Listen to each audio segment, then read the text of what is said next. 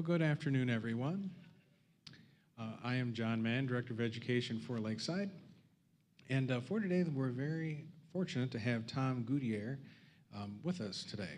Tom was a longtime Dean of International Studies and Programs at the University of Nebraska, Omaha, and Director of the Center for Afghan Studies, serving from 1974 through 2015.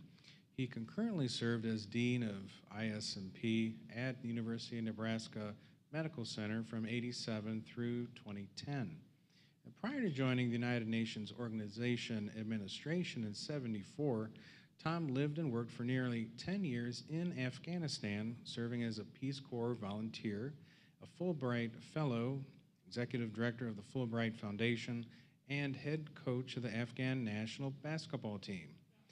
He was selected by the U.S. State Department to serve as Senior Political Affairs Officer on the United Nations Special Mission to Afghanistan in 96 and 97. And today's session's focus is present-day global conflicts. I do ask if you would please mute your cell phone ringers and help me in welcoming Tom Gutierrez.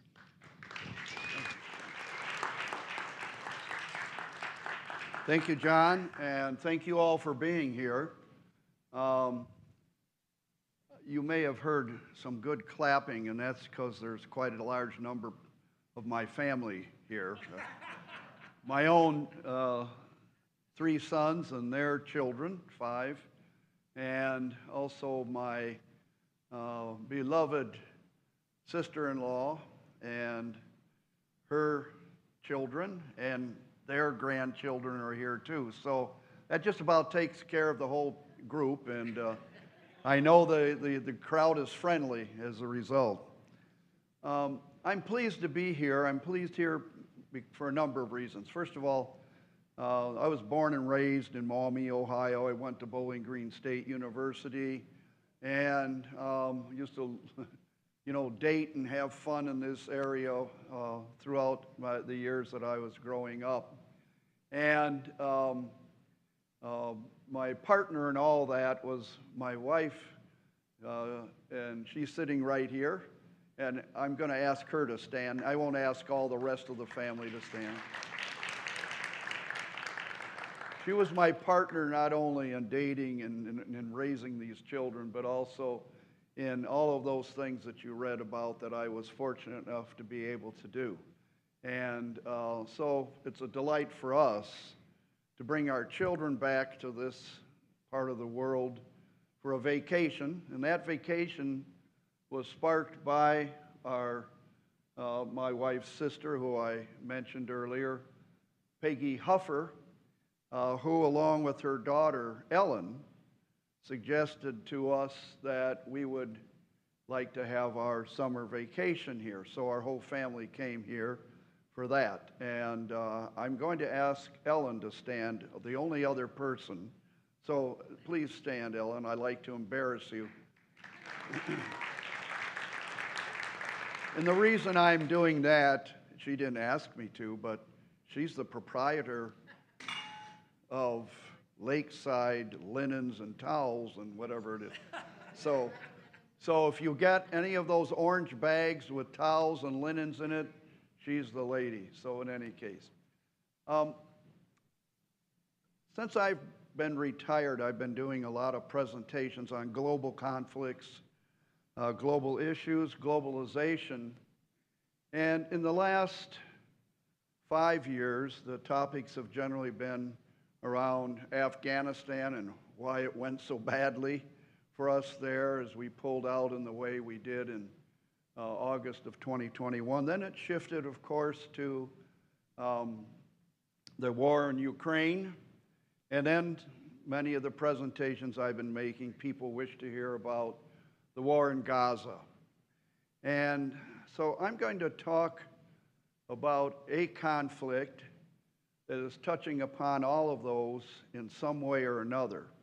And I'd be pleased to respond to any kind of question relating to global affairs, globalization, that you may have that doesn't even touch upon anything that I touch upon, because they're all interrelated in many ways. And in fact, We are today engaged in our own country in a very, very active, because they last 4 years every year, electoral process for our president and our future president. And what I want to start out with is to mention another very important election that occurred in Iran. So you'll see the map behind me, and I'm going to refer to that map often as we go through our presentation here. There is an individual by the name of Masoud Pezeshkian. If you've been reading the news, you will see he is now the newly elected president of Iran. And it's a relatively significant election. Iran, contrary to what most people might think, has a very sophisticated electoral process.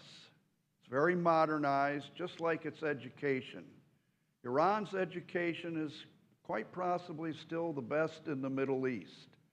Before the Shah fell, Americans used to go to Iran more than any other foreign country for medical attention. This new president, Mr. Pezeshkian, is a cardiac surgeon. His last name, Pezeshk, is the founding word for the word in English and in the Western countries of physician. His family was a family of physicians. And so his last name means doctors or of doctors. And he was a former president of the Tabriz College of Medicine. He has been a minister of health in Iran. He has been a member of parliament, was a deputy speaker of the parliament in Iran, and he's generally been aligned with the moderates. So he's important for our presentation today because what goes on in Iran is very, very important about what happens in Gaza. It's also important about what's going on in Ukraine, way the heck up on this part of the map, huh?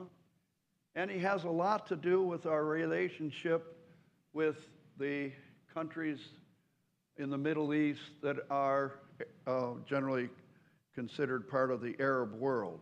It's important to remember this about Iran. It is not a country whose population are Arabs. Persians or Iranians are Indo-Europeans, Indo-Aryans. They speak a language, Persian, which, like English, French, Latin, German, Russian, whatever, is an Indo-European language. So I'm giving you this because what we're going to do is take a look at the background first before we get to the politics of today, because I want you to have an understanding of what might drive, what might be the historical antecedent, what are the social political issues that are pushing this conflict between Israel and Hamas. And it is largely, in many ways, a struggle between Iran and Israel as well. In fact, when I make this presentation in Omaha, where my wife and I currently live, I use the title, Iran Hates Israel. Why? Israel hates Iran. Why? And that's the important part, the two whys. There's a reason for this, and usually those things don't get addressed in the news, and you see only the headlines, and you don't know much about the people who are engaged in the situation, who are in the background of all this. So most people's pictures of Iran or Afghanistan is of a dusty place full of blowing wind and sand, and people who are struggling, because we're looking at people living in a war. And so I mentioned to you that it's important that there has been this change, because if you'll recall, the last president of Iran died in an accident, and that accident wasn't one that was part of a terroristic activity or anybody else trying to kill him from another country. It just was an accident. This man has been identified with the moderate part of the politics in Iran. He's a widower. His wife and daughter were killed in an automobile accident in 1993, and he's dedicated himself to being active. He's a part of the Iranian group that was active in pushing forward the concept of some manner of Iranian nuclear deal that engaged the United States and the European Union, that we came to some manner of agreement in 2015, and then in 2018, under the Trump administration, we pulled out of it. So, in any case, so now what I want to do is I want to leave that little part of it, and I'm going to give you a little bit of the ancient history of Iran, because it's a very interesting one, and it has an awful lot to do with the present day. And you may all recall reading about Iran, or Persia, as it was called, when we first learned generally in the United States about Greece and Alexander the Great. And even before that, though, if you are a person who enjoys Bible history and have read the Bible, you may recall another historical reference to Persia. Does any one of you want to raise your hand and risk saying that you know what it was about? Nobody? But when I tell you, you'll remember. Nobody, huh? So, you remember the Babylonian captivity of the Israelites, okay? And who freed the Babylonians from their captivity? It was Cyrus the Great, right? Because he believed that people should be able to live as they wish so long as they paid their taxes. And so he set up structures, satraps, or provinces, with satrapies and everything managing those things. So that goes all the way back. So that's where we're going to head back to and move forward into modern Iran, link it with the situation in Israel and Gaza, and how that has an impact generally on those other countries and the other conflicts that I mentioned, all right? So now I told you what I'm going to do. Now it's up to me to do it, and here we go. So I like to say that Persian language, which is a language that Mary Lou and I learned when we went into the Peace Corps to Afghanistan, because Persian language is spoken in Iran. It's called Farsi, and in Afghanistan and in Tajikistan. It's called Tajiki here, Dari here, Farsi here, but it's Persian. Okay, so Persian language is a very, very rich language, but most importantly, it was the internet on the ancient silk and spice roads. It was the most common language. Today, like English is in many things, on the internet, the most important language. Back in those days, if you went from China to the Mediterranean all the way to Greece, you went through Iran, Afghanistan, and these parts of China, Mongolia, and all the way over here in China. And all of them. There was also the Spice Road, which came up from India, went through Afghanistan, Persia, and all these areas that we see on the map today. And so here's a look at the Silk Road. And I used Afghanistan because we have a Center for Afghanistan Studies at the University of Nebraska at Omaha. But anyhow, this is where the Silk Road came from, and this is where all the way went. And then Alexander came and conquered the Silk Road. And the Mughals came and did the same thing, the Mongols. And why did they do that? Because they wanted all of the wealth that was located along the silk and spice roads. That was the world at the time. That's where, if you wanted to get educated, you would do it. That's where, if you wanted the commodities that would travel on the caravans, like Abraham in the Bible traveled on, and he was a caravan master coming from Ur and the Chaldees, which is right in this area. The little red dot doesn't show up, but right in here. And remember his travel through the first Fertile Crescent. So he was a member of the generation of peoples who were traveling on the Silk and Spice Road. This is a person that, if we're Christian, we've all heard of Abraham. If we're Jewish, we all have heard of Abraham. And if we're Muslim, we've all heard of Abraham, because he's an important person in the three Western religions. There's another very important Western religion, and that is Zoroastrianism. And it too has a link to these same stories that we know of from the Old Testament. And anyhow, so that's where those things were traveling from. Now I'd like to show you how they do. And by the way, they're still traveling on the Gobi Desert like this, okay? So that map that you just saw and that picture is one that we used in an article from our center when I constructed a map that was in National Geographic. Now, this is the most famous face in history. Everybody knows who that is. We only began to see him in 1925, about 100 years ago, when he was uncovered in Egypt. King Tut. Everybody knows King Tut. In fact, my eldest son and his family have a dog they named King Tut. So it's a famous thing. King Tutankhamun, huh? And so I like to show you that face because you see gold, but you also look and you see dark blue.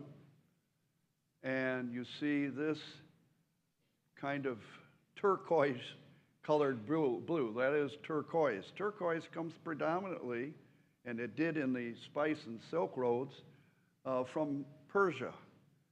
All lapis lazuli, the blue stones, came from Afghanistan. I like to show that picture because this goes way, way back, huh? We're talking thousands of years here, right? We're talking 4,000, 3,000 years ago, and that shows you how, during that time, the old spice and silk roads were moving commodities along the roads and used in Egypt, in this case, right? What were most people after, and where did most people settle when they were going on that road? What was the most important commodity? Huh? Water, you say, right? Most people say that. And it probably was important, but there was one other thing more important. Salt. Geez, Joe. I know this guy. Yes, it was salt. Why? There was no refrigeration. There were three things that preserve stuff: salt, sugar, and peppers. Okay? And so they needed it to live and to have food that didn't waste totally after the first cooking, the first preparation. Salt. So they put up these places to trade all along, and that created the basis for this route, okay? So I'm going to go, I mentioned to you Zoroaster. He's the other of the great founders of Western religions. We tend to forget this. And he also preached about a monotheistic religion. So there are four. We generally talk about three because our history books generally focused in that way. But we left out, and we leave out a lot in our history books sometimes in terms of emphasis, not in terms of content, but in terms of emphasis, things that aren't directly related to Western development and movement. So I'm going to slip through a number of slides here, and I'm not going to spend a lot of time on some of them because it's part of another story. I just want to move through the general progression of where we are today, but what made up this part of the world, okay? So this is Zoroaster, at least images of him.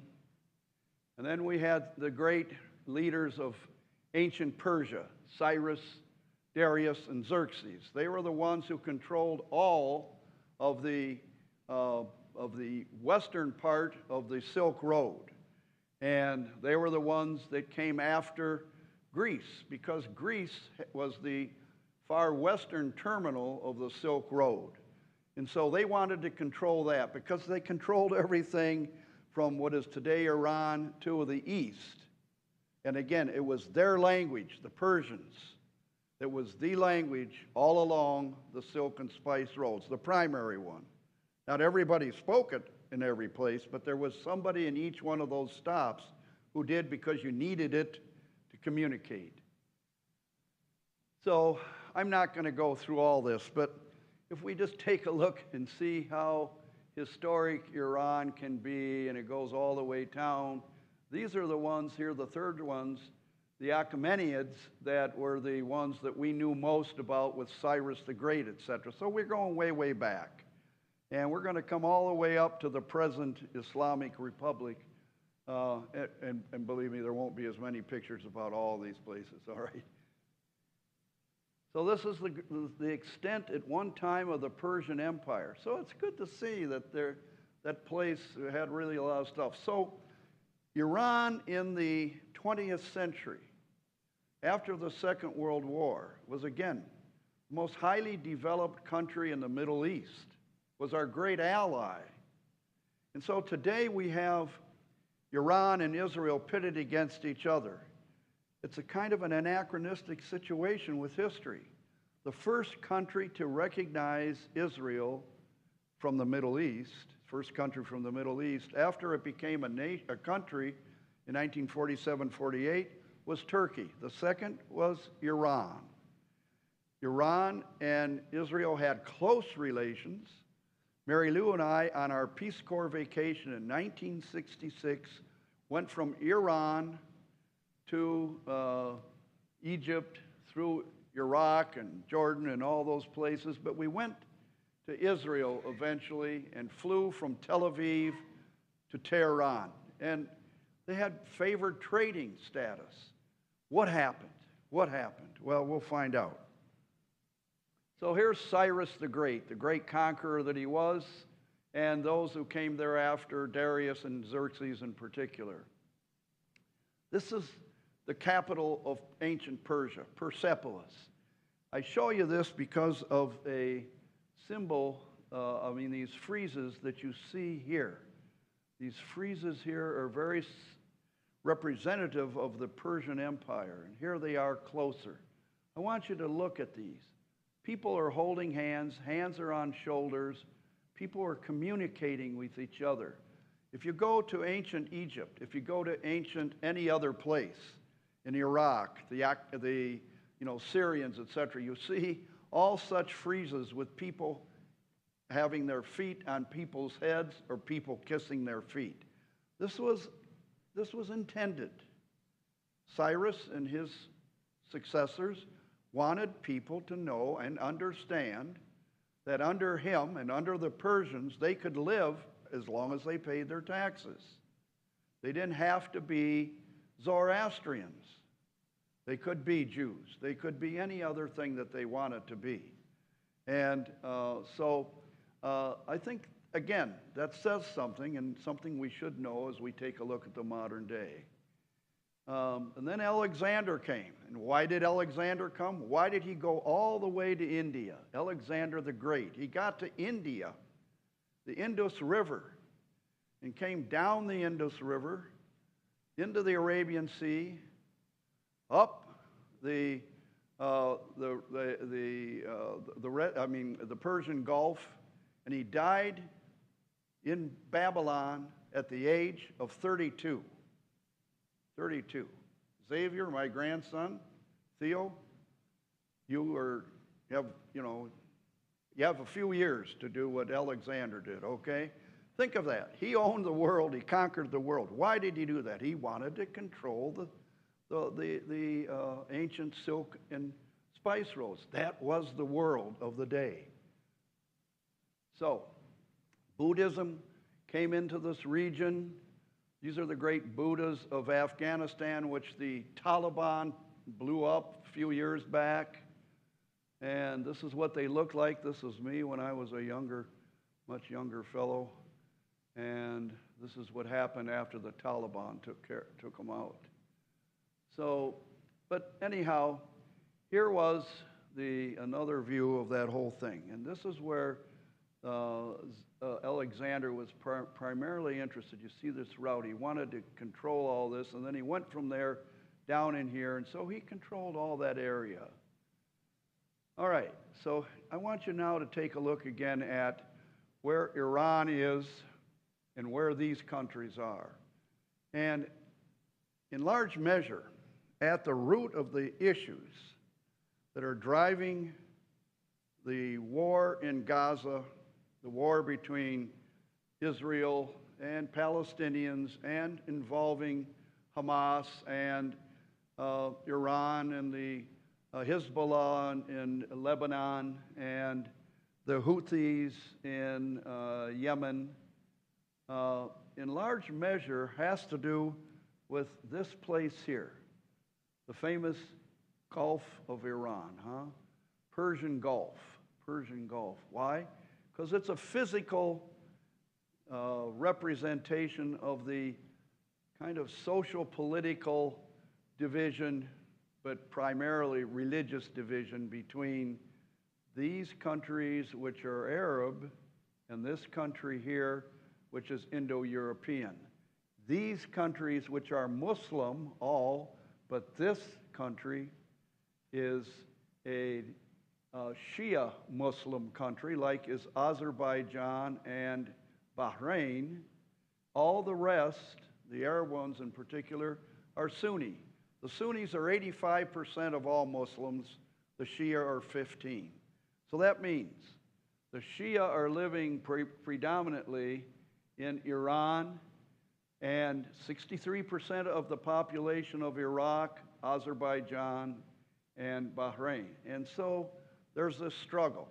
It became a major struggle in recent years, and we're going to touch upon that as we take a look first at some other ancient history. But I want you to remember this division of Arabs from Persians, Persian language from Arabic, Islam, Muslims all, but much divided. Much like Christians were divided between the Catholics and the Protestants in all those wars in Europe, the 100 Years' War, the 30 Years' War, and all those other many wars that we've heard about, that were the last one of which was World War II. That was also regionally, tribally driven. All the countries of Europe have names that represent a tribe. France, Germany, Ireland, England, whatever it is. So think of that kind of context when you're thinking about how is it that these parts of the world, which we normally say, oh, they're very tribal, they never get along. That's not true. They found many, many periods, centuries in which they got along very well. And in fact, Muslims, Shia and Sunni got along very well in different periods, including that period leading up to something that occurred in Iran of major significance, and that is the revolution of the Ayatollah Khomeini. So I'm just going to flip through these pictures of, you get an idea of Iran, you see its provinces. I want you to know it's modernized, and there became a nationalistic drive in the country to become more and more a part of the rest of the world, which was modernizing with the beginning of the 20th century. And these were the important elements in Iran, the Bazari classes. So Bazar, B-A-Z, not B-I-Z, Bazar means shopping center or store, or the places where all the stores are. It's a Persian word. We use it in English. There are many words in English which we use that have their origins in Persian, like isfanaj, spinach, and narinj, oranges, limu, lemon, and many, many, many. It can go on and on. Okay, so that class, if it ever gets together with the intellectuals, the religious groups, the youth, the military, etc., then what happens is that nationalism becomes active and it drives. So this brought about the Pahlavi dynasty. The founder of the Pahlavi dynasty, Reza Shah, his son, the one who was the Shah that got thrown out by the Iranian Revolution or the Khomeini Revolution, and then his son who never made it. Now, this man is Mohammad Mossadegh. Now, I look around here and I know I see the color of hair similar to my own. I was born in 1940, so I think some of you were born back in some of those days. You may remember him and his face on Time magazine. Do any of you do? Some of you? So sure. He was the man of the year in 1952. He was the prime minister of Iran. Why? Because he brought about a dramatic, revolutionary change. Not a revolution so much as a change within the system established by the Shah of Iran. He had a parliamentary system. He was the prime minister. And Iran was doing things for its own nationalistic interest. And doing that, it wound up putting a focus on its wealth, which was oil. It wanted to nationalize it because it was being taken mostly by the British and the United States.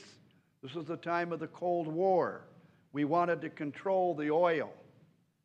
He wanted to control it. It was his own. He would sell it, but not at the price that the West was taking it for, which was much to our advantage and not to his own. We overthrew him, along with the British. Our CIA and the British Secret Service. There was a man by the name of Kermit Roosevelt, the relative of Teddy, who helped to lead the overthrow of Mossadegh, and they restored the Shah. And they had this white revolution, which was very successful. Got to remember this. Iranians, back all the way to Persia, are very mercantilistic. They're capitalistic in thinking. They're thinking bazaar. They're thinking economy. And they're also very secularly thinking. And they're not driven as much by extremist religious thinking.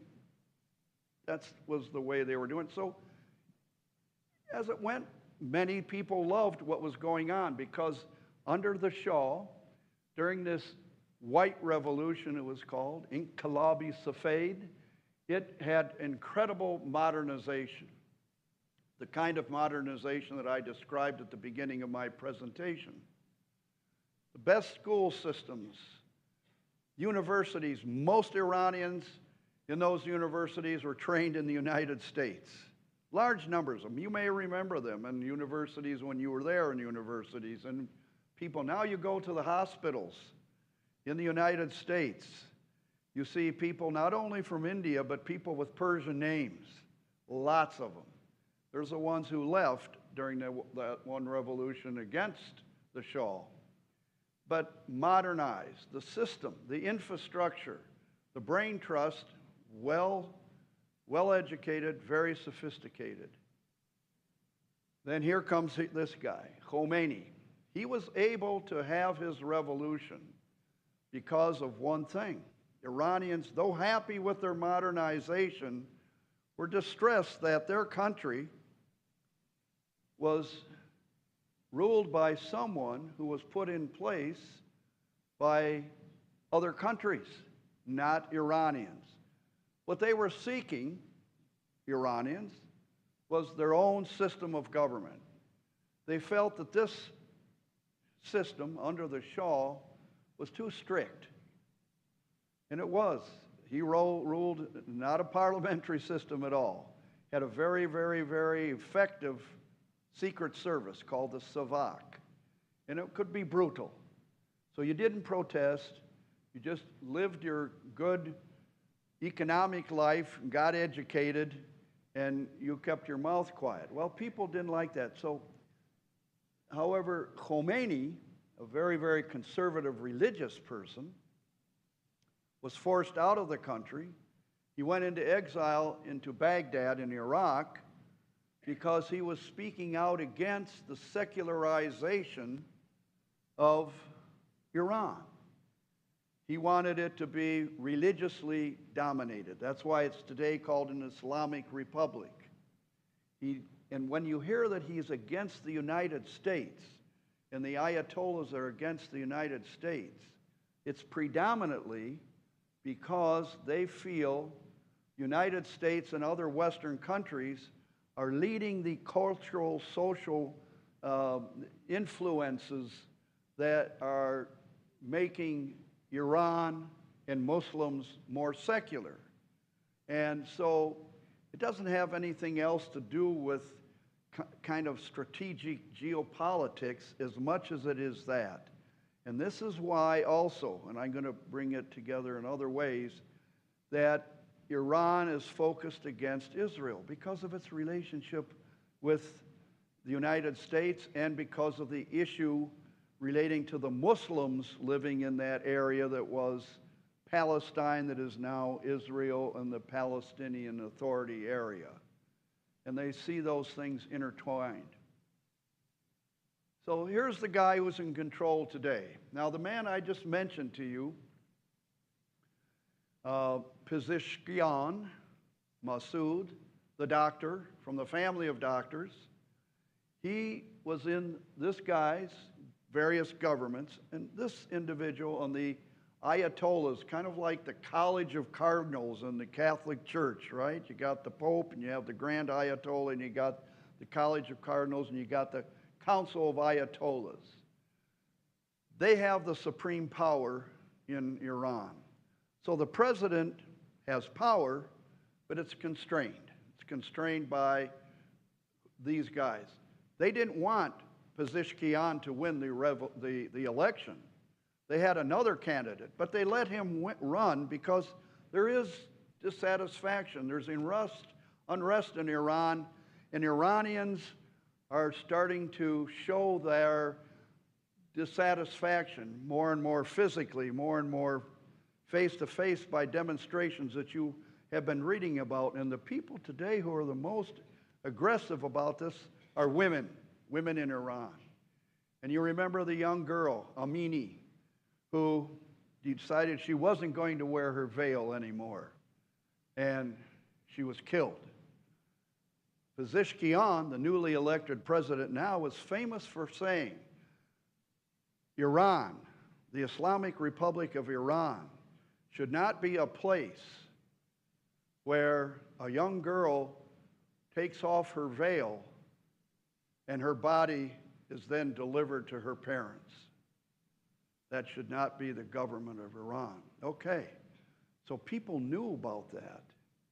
And so what you saw in this election in Iran on the 5th of July was an expression. And the new president to be, he will be at the end of this month, is an individual who was known by everybody in Iran of where his position was because he criticized what happened. As it turns out, this young girl who was killed was a Kurdish Persian. So in Iran, there are some Kurds and there are some Azeris, and they all live up in the northwestern corner. Well, the new president is also from that northwestern corner, the city of Tabriz. He's an Iranian Azeri, or an Azeri Iranian. So his family came originally from the area up there in the north where people speak Azeri. His first language is Azeri, not Persian. So I mention this so you understand that there is diversity and movement going on. And we should be watching now what's going on in Iran, not only from the perspective that we have of how it has been putting money into the military forces of Hamas and Hezbollah and the Houthis, but you got to understand that under the surface, there's a lot going on in that country as well. And this is one of the past presidents, and this is another one. These are the moderates. So what I'm going to do now is move through this because I don't want to go so far. This was the president that, the current newly elected president served as minister under Minister of Health and in the Parliament with. So he was also a moderate. So these are the nuclear sites in Iran. Those are very important. They wanted to stop the nuclear weapon development. But why? Because, first of all, it didn't help Iran's economy. Then there were sanctions. Those sanctions didn't help it either. And so they wanted to be not isolated from the rest of the world by this extremist form of religion in Iran. And so I'm going to now go by these because I want to get to some other things. Yes, this is what I wanted to get to. So I'm going to stop with the bit about Iran, and then I'm going to get into the current politics, and then questions and answers, okay? This is a poem. It's my favorite poem in any language. It's a poem that I feel does a better job of expressing through metaphor the feelings of love or how relationships with others make us all richer. So I'm going to do it to you first in Persian because I want you to hear the language, okay? And it's called Rose and Clay. Rose meaning flower. In Iranian and in Persian language, the word for rose and the word flower are the same. You can have many different kinds of flowers, but the word for flower is rose. So it goes like this. Golu gil. Gili khushbui dar hamam rozi. Rasid az dasti mabubid badastam. Badu guftum ke mushkio abari ke az bui dilawizi tumastam. Man guftal. Man gili no cheese budum walakin mudeti bogolna shistam.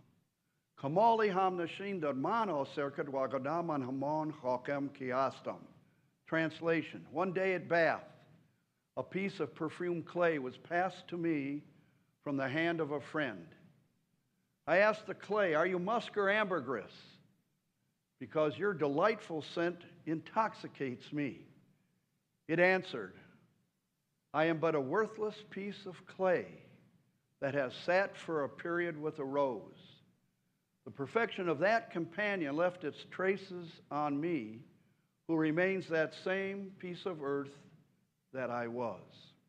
So isn't that a nice thing? So I would say, Mary Lou, I smell better. In other words, I am better because of our relationship. So I'm better than I was because we sat next to each other, and now I'm more complete. And so that's why I love that poem.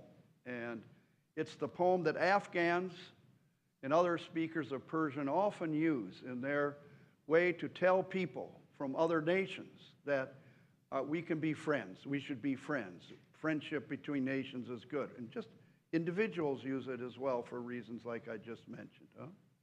Okay, so now I'm going back to the map. And what time is it anyhow? It's what? 4:17. 4:17? Okay, good. I'm doing well. I don't usually do that well. Okay. So what I want to do now is put this in the context of what I said from the beginning, of those conflicts that we have that you can see all on this map, in a sense. There's the one up in Ukraine, and then, of course, the one we have here in Israel, right here. And so the situation is this, that when the revolution occurred in Iran with the Ayatollah Khomeini, the Ayatollah and the Council of Ayatollahs made as their primary policy things that kind of constraining. And one was that women should be controlled. Another should be that Palestinians should have their country back. And we should struggle against those who were precluding that, the United States and Israel. And so this became the two driving kind of policies under the Ayatollah of their government, the underpinnings. Okay, now that's one thing, but the other thing is making that a primary policy put Iran at odds with Saudi Arabia. And this is the very important thing to remember. Iran and its foreign policy is driven by a foundation, a plank, relating to the relationship between Iran as a Shia country and the Arab world, particularly Saudi Arabia, as a Sunni Muslim country. And it is a policy of people like Osama bin Laden and Al-Qaeda that the primary enemy, not the United States, even though they attacked our building, but because the United States was supporting Saudi Arabia, etc., the primary enemy is the United States because it helps Saudi Arabia, underpins Saudi Arabia, etc. Why? Because Saudi Arabia has this long-term relationship that Iran might have had at one time, doesn't have anymore, but now the Ayatollah and the Ayatollahs saw their main pin is to make this thing about Palestine so important. Now, that drove the Muslims, the Sunni Muslims, crazy because Palestinians are largely Sunni Muslims. And so now they see not Arab Muslim Sunnis as the primary spokesman around the world for the Palestinians, but a Shia Muslim nation, Iran, and it made them feel like they were being superseded because they believe at 85% with the holy cities of Mecca and Medina in Saudi Arabia that they should be seen as the primary spokesperson for the safeties and salvation of Muslims around the world. Okay, so this puts Iran and Saudi Arabia at odds. It didn't start to really click, however, until the Soviet Union invaded Afghanistan. And when that happened, large numbers of Arabs, including Osama bin Laden, went to Pakistan along the border of Afghanistan to start helping Afghans fight against the Soviets. What did that do? It started to militarize that whole region. And it started to militarize and make more extreme fundamentalist the religion, the religious leadership in much of the Arab world. And so now you have two sources with more military pitted against each other. And so this is what's driving Iran and the Saudis against each other. So what happens? Under the Trump administration, we had the Abraham Accords, and that brought a number of Arab countries into some kind of relationship, even recognizing embassies in Israel. And so this was driving the Iranians and certainly the elements that were being supported by Iran, Hamas, the Houthis, and Hezbollah, kept creating them great concern.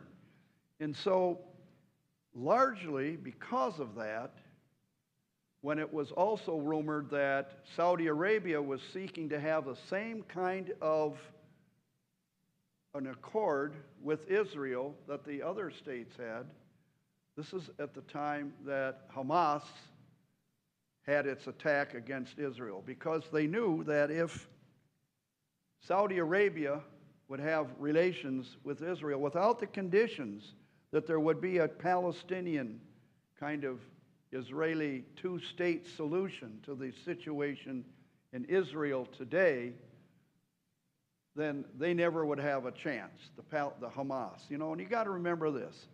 Hamas is not all of Palestine. Think about all the Palestinians. I can never get out of my mind this 16-year-old girl on TV, on CNN, being interviewed as her city in Hamas, Rafah, is being invaded. And there's now the deaths in Gaza are climbing into the 30,000s.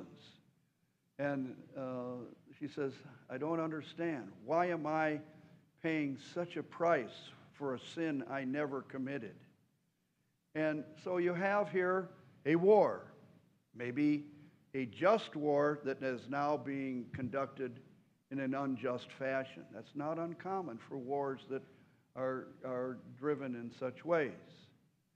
And so now here we are. We have no resolution in Gaza. We got the Iranians putting money into those three sources for reasons that we now better understand.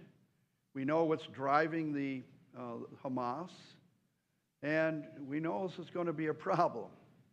So what's going to happen? Well, our election is an important thing. We've got to decide what is the best kind of government administration for the resolution of these kind of international issues. What will the United States do? What should the United States do?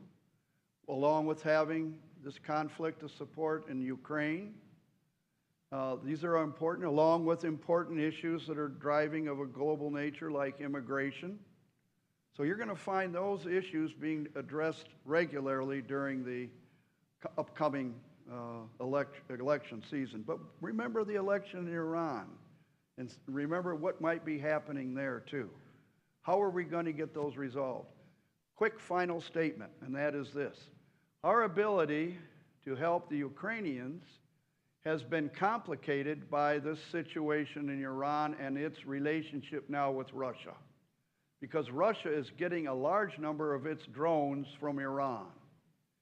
And our relationship with China has been complicated because Russia and Iran and China all have autocratic rulers, and they find themselves in a kind of a school of likes, of similarity.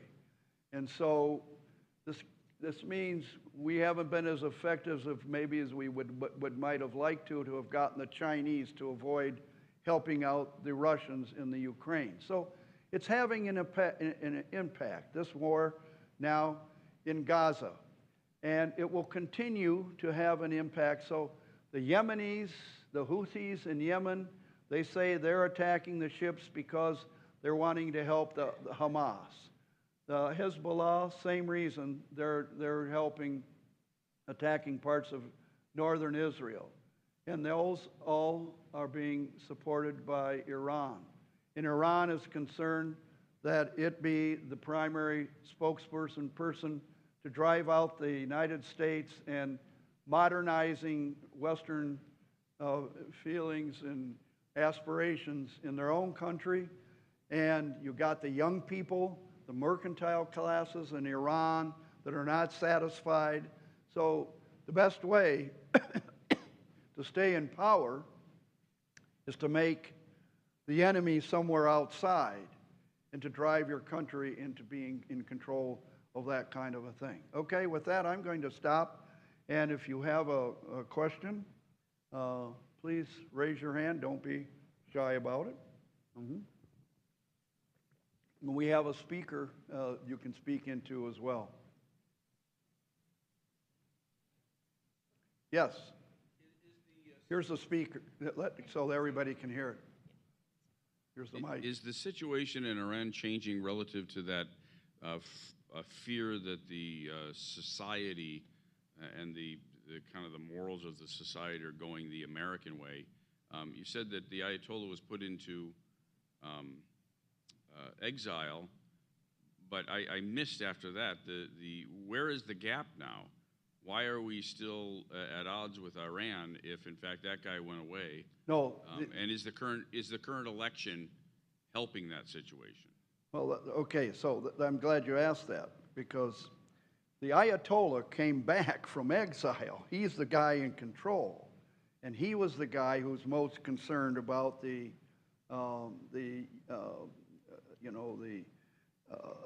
religious transformation, where it was becoming more secularized. So that is his biggest thing. Now, the girls in the street, the women in the street, the people from the bazaar, they don't want these restrictive elements in their lives because it's hurting the economy, the quality of living, education, and just freedom. Right. And so this is the primary thing that's driving them.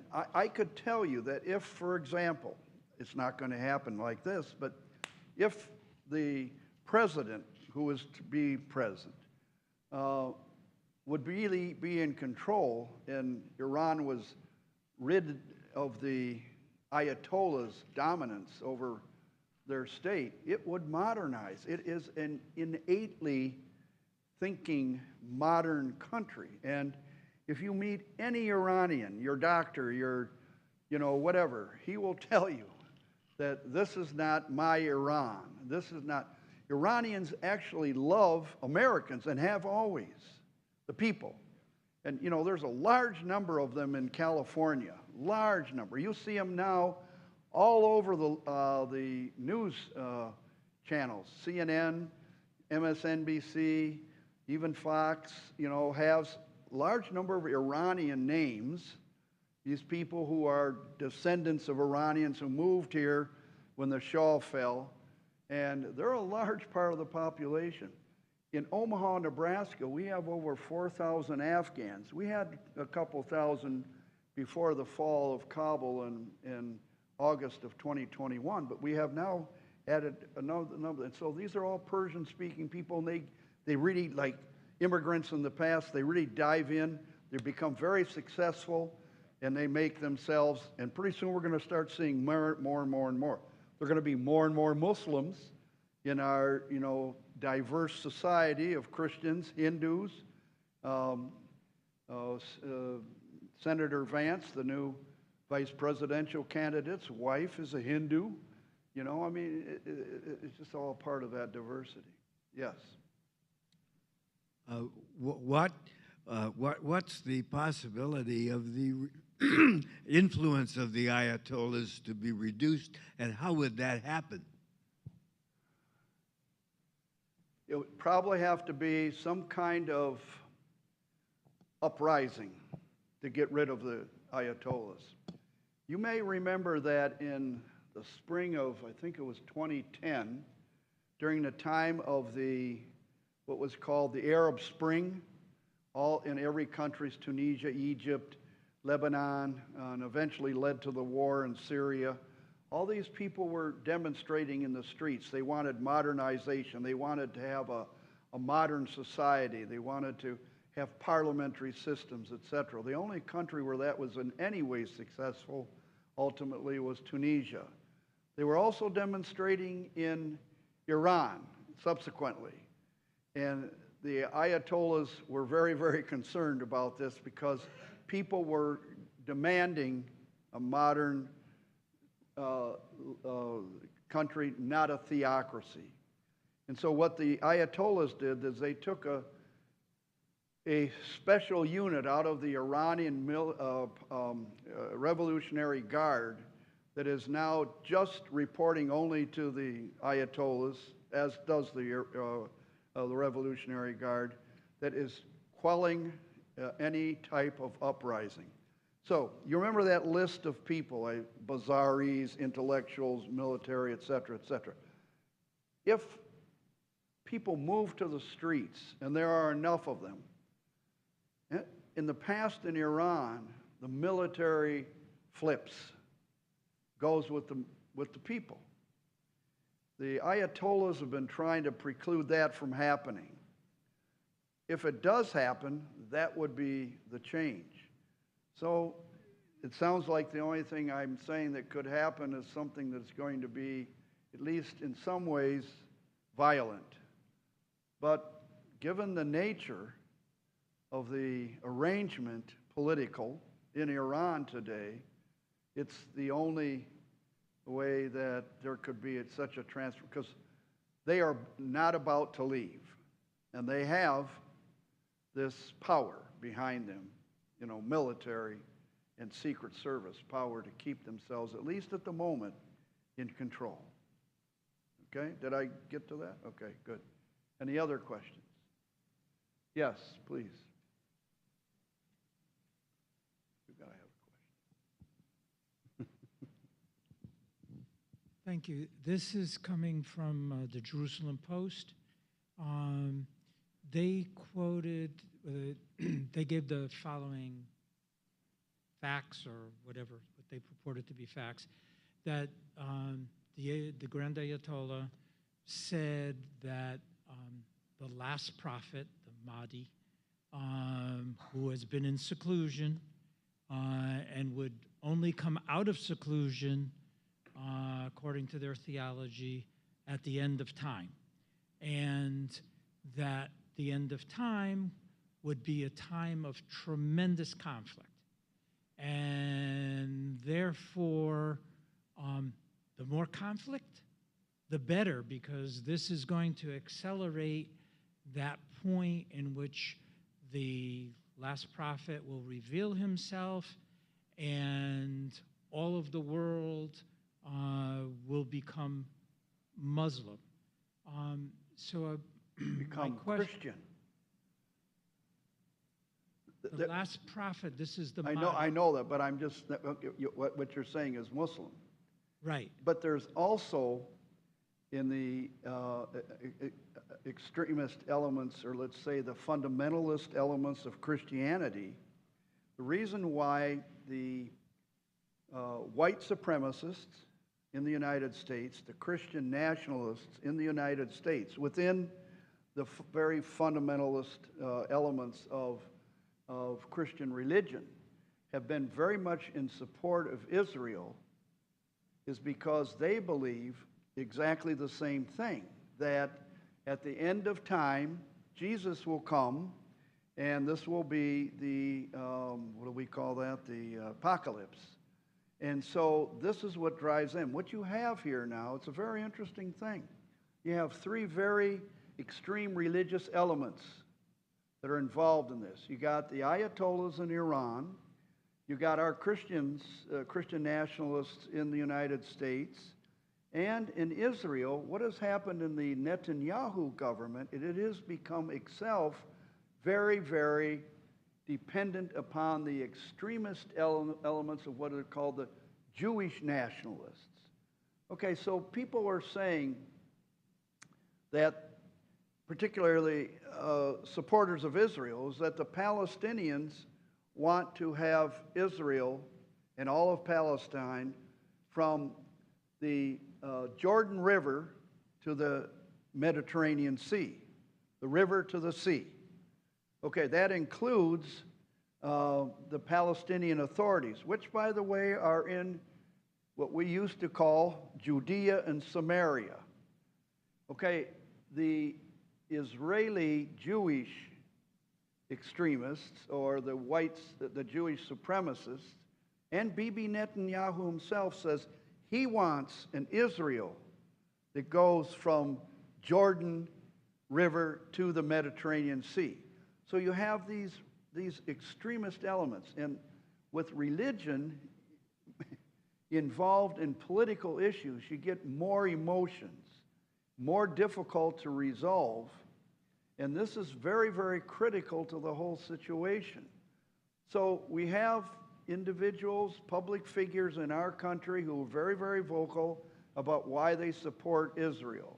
It's for not Israel's itself, it's because of this apocalyptic thing which you described in the Jerusalem Post about Muslims. But these are all extremists, extremist elements, and so you've got the extremists who don't like secularization, whether they're Christian nationalists in the United States, Jewish nationalists in Israel, or you have the Ayatollahs in Iran. And this mixes it all up, which is a whole nother seminar. In other words, religion, politics, and chaos and conflict in the world, but it's a very, very important element of all that. I'm pleased you raised that point, because that's very, very critical to this.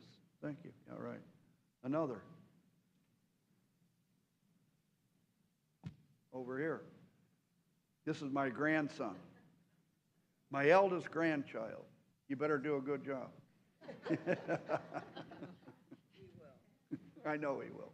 What do you think the Gulf states would like to see happen in Iran? Do you think they support the modernists?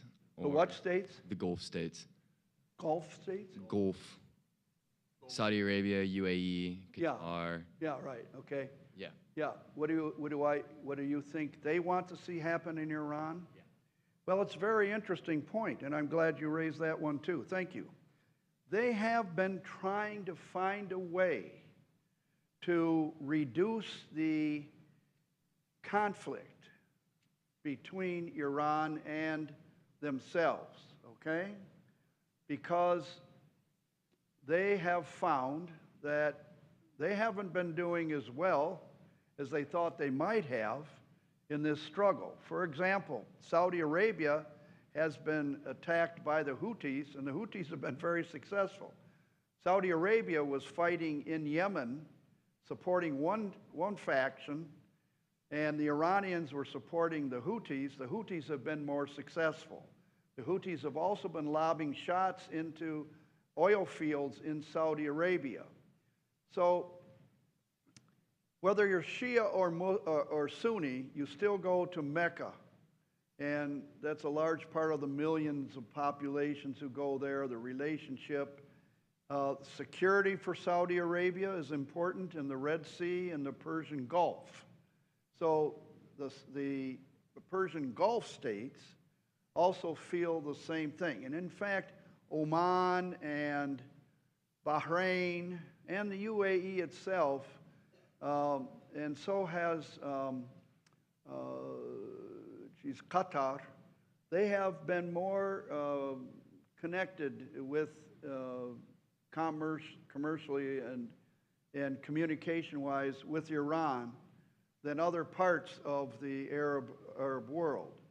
So I think they would like to see a diminishing of conflict between themselves and Iran. But they want the United States to be close to them. And one way that they feel that because the United States supports all of them militarily, we provide the weapons, etc. One way to do that is for them to become in league with Israel. So this is a kind of a paradoxical situation here. And so they would like to see better relations with Iran, and yet at the same time they are arming themselves in case that there isn't. And that will continue. But it doesn't help anybody to be in conflict for a long time. This has been going on now since about 1980. And so here we are, 45 years into such a situation. So it's not a very peaceful one for sure. So, but that's a good point, and thank you for raising it. Good. Yes. Any other question? Okay. Right there.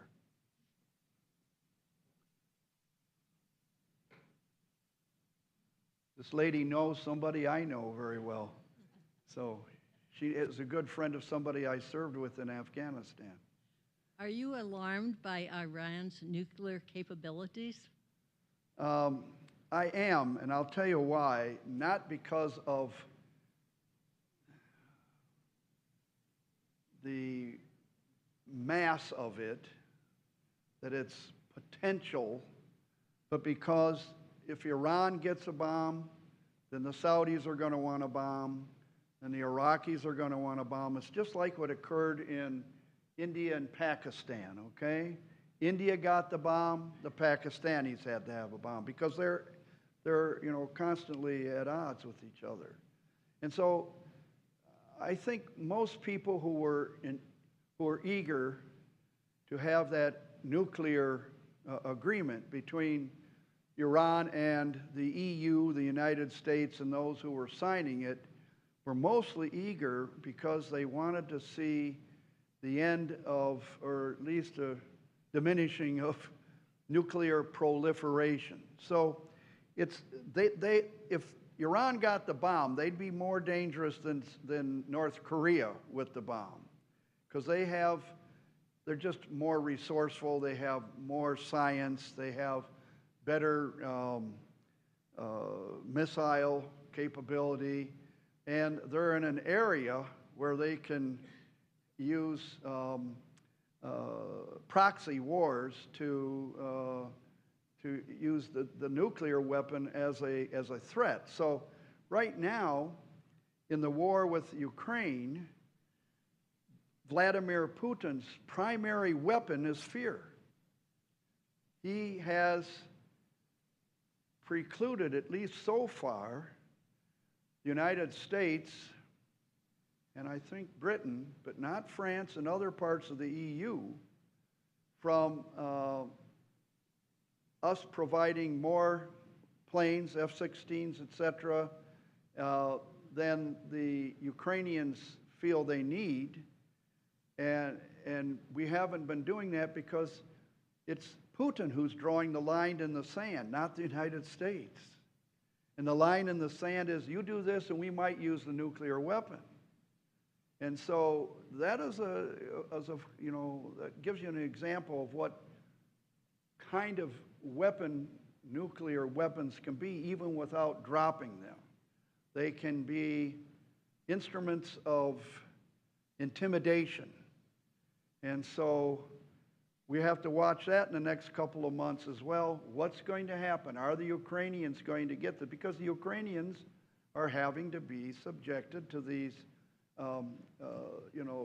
attacks with the drones that are coming from Iran that the Russians are using against cities like Kyiv and others. It's just a part of the whole nuclear proliferation issue. But with a country that, then you know that if Iran has one, we know that Saudis, they're probably been trying to build one or have the elementary elements for it as well. And so if they get one, the Saudis will get one too. And there's likely Iraq maybe might as well. You've got to remember the largest land battles involving tanks in the history of warfare weren't fought in the Second World War. They were fought between Iran and Iraq in that war in the 1980s. So over 1 million Iranians died and similar number of Iraqis. So they're not great buddies, even though they've got help from Iran and in overthrowing the Sunni elements. There's differences there. So that could happen there as well. Okay.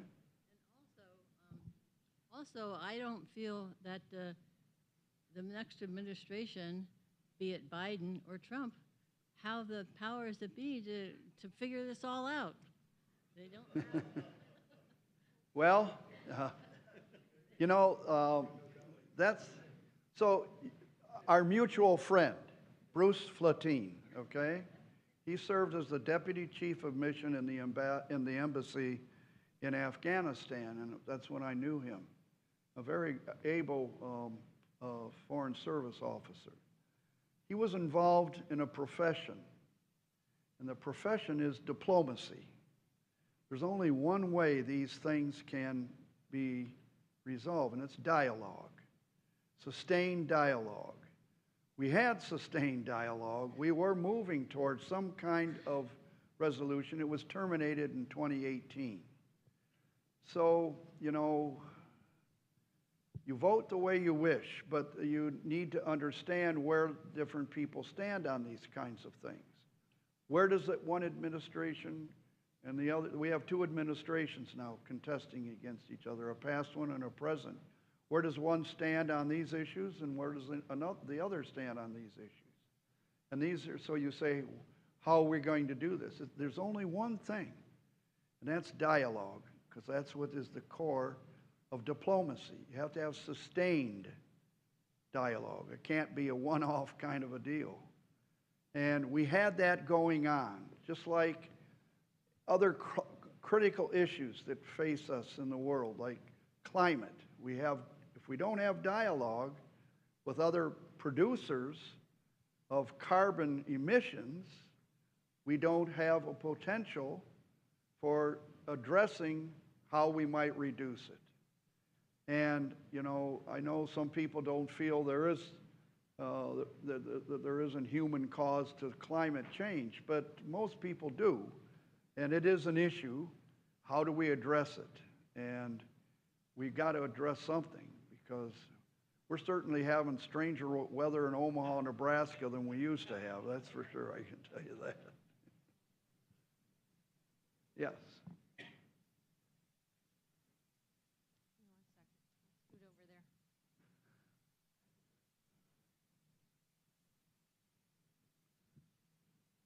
How about this be the last question? Huh? Okay, if this is the last question. Yeah, sure. You're the last question. That's Better a be lot, good. a lot of pressure. Yep. I was wondering why you think that the American effort in Afghanistan was so disastrously completed, and was there some other way that it could have occurred that would be more positive for the people there? Well, now you touch upon perhaps the most emotionally involved political, foreign, global issue. I lived there nearly 10 years, and with my wife, and 3 of those years with our eldest son. And the effort we made after 9/11 was a just effort to go after people who had attacked us. That was just. The question we have to ask was what we did afterwards. Do we apply that in a just and effective way? So you've asked a question here that is very, very critical to Americans' understanding about our capacity. If you take a look at the United States at war in the period after the Second World War till now, we don't do quite as well as we did way back then. And in Afghanistan, we never had a strategy, never had a plan. And what we did, particularly after we went into Iraq in March of 2003, you know, not even 2 years since 9/11, is we started to throw money at it. All of the big military industrial companies like Halliburton and the others that you know, Raytheon, they all had big contracts. 15% of the money allocated for Afghanistan by evaluation and determination of our own government accounting office, 15% got to Afghanistan. $21 billion has never been accounted for, money that was in the United States that never got to Afghanistan. So we didn't do a great job of managing this. Plus, we set up bases all around the country that were like major military bases. We have one in Omaha called Offutt, head of the Strategic Air Command. But you know, we all know of them in our states around. And that's the kind of a way that you set yourself up to fight the Second World War, not to go after a bunch of guerrilla fighters, terrorist fighters.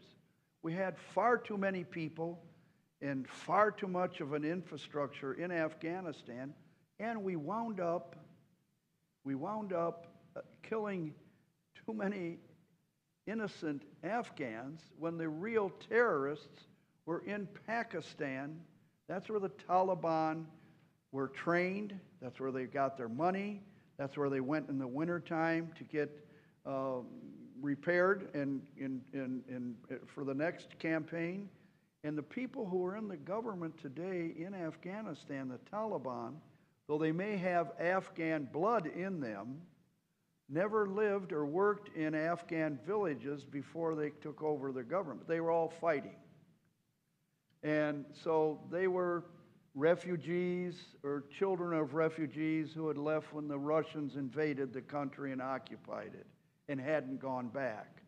And so they were actually funded by Pakistan. Pakistan was our ally, but they were funding and training, they got their funds from the Persian Gulf, training the Taliban, who were fighting us and our allies, the Afghans.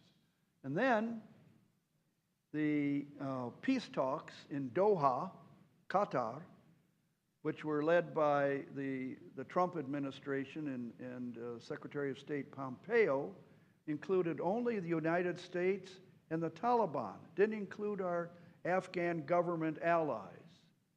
So we pulled out our electronic support to the military that the Afghans had to have to make that work for them, and so it all collapsed.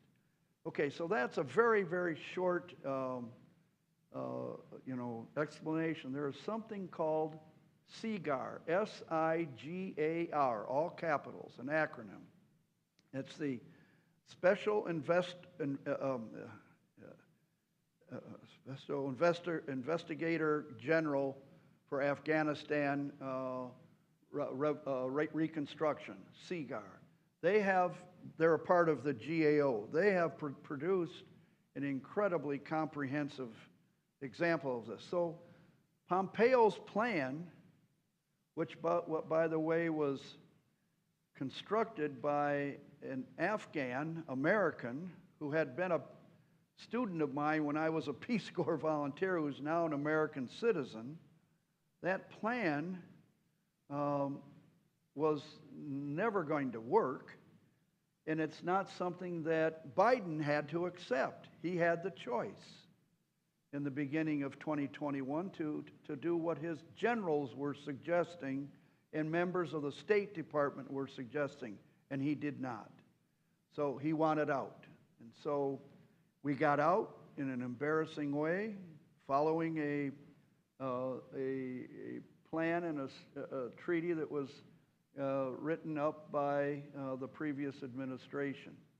And in the end, it's just another unfortunate example that when you go into a country, you've got to work with the individuals from that country at a pace that they can manage.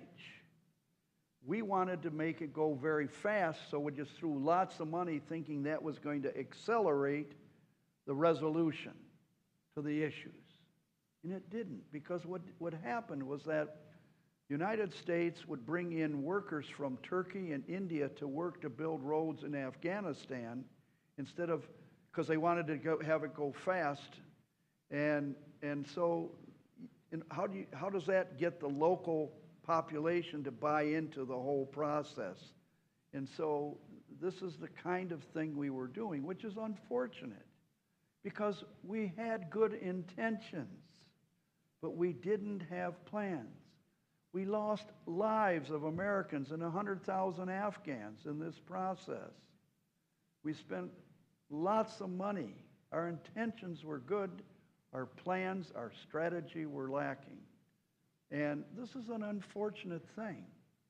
We are victims in our own country of what we were warned about by Dwight David Eisenhower, Ike, when he warned that we were going to have to deal with a military development industrial complex. And it was very, very dangerous. And that was his farewell address. And go back and read about Eisenhower's farewell address in the military industrial complex. So now, whenever the United States, as a government, decides it will get into some kind of conflict or another with our own Department of Defense. We are obligated to have contracts immediately engaged to fund Halliburton, Raytheon, and a whole bunch of others in this military-industrial complex without even having to have that go to Congress or anything. It's part of a contractual relationship that we have established. So in some ways, we can blame the military-industrial complex, complications that has generated. Thank you all very much for being here. I really appreciate it. It was a good time. Did I do all right, Wolfie?